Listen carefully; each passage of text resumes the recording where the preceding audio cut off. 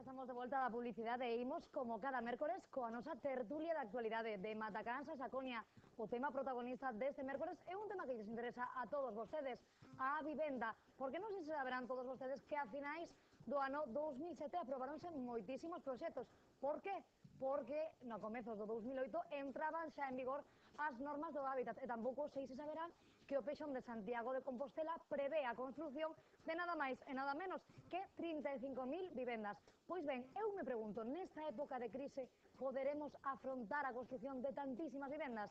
Pois deste tema imos a falar xa cos nosos contertulios. Se atopan connosco neste Viva Santiago Jesús María Calvo, secretario comarcal de Construción de UGT. Boas noites, Jesús. Boas noites. E tamén nos acompaña Jorge Duarte, recente, ademais, presidente do Colexio de Arquitectos de Santiago. Boas noites, Jorge. boas noites. Como estades, ben? Ben, moi ben. Dispostos a falar da vivenda, non? Bueno, pois a pregunta alta e clara.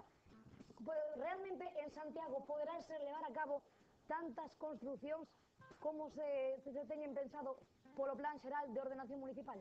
Ben, o plan xeral, cando fala de 35.000 vivendas, é unha É moi previsión longo, a 12, 16 anos. Ten unha plazo de tempo de 12 anos que ao final normalmente sempre se estende un pouquiño máis, non?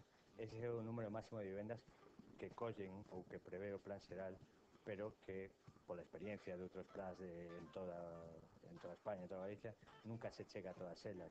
Digamos que a evolución vai ser pouco a pouco, gradualmente. De feito, do plan do 90, cando máis se está construindo é desde o ano 2000 ao 2008. Normalmente non é as 35.000 vivendas xa de golpe. Non, É son unha un plan